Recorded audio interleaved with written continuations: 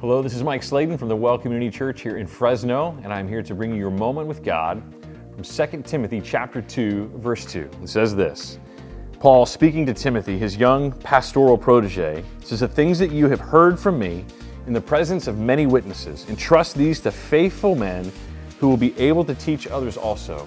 Paul, in this last letter that he writes to his, again, up-and-coming pastor in the city of Ephesus, is talking about what it ultimately means for him to be successful and what it means for him to hand the baton to the next generation. And I want you to notice how Paul walks through this. He says, Paul, one generation, to Timothy now, take these things, Timothy, that I've shown you, entrust these to faithful men who will be able to teach others also. Paul, in a sense, as he's thinking about what his life means and what success is looking 3 generations past himself, not to Timothy, not even to the people that Timothy will train directly, but the people that ultimately they will train, that he will pass on this knowledge and this wisdom and this godliness to these generations that follow.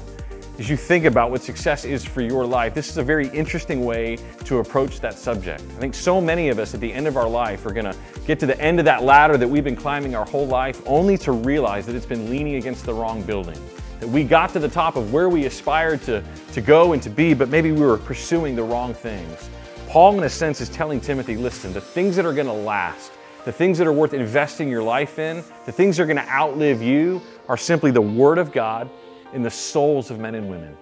And to that extent, the degree which you and I invest our time and our energy and our efforts into the Word of God and the souls of men, those are the things that are going to outlive us. So as we think about what it means to pass on the truths that we know to men, to women, in whatever atmosphere or orientation that God has given you, may our lives be things that are enveloped and wrapped up in those things. May we commit our lives to the passing along of truth,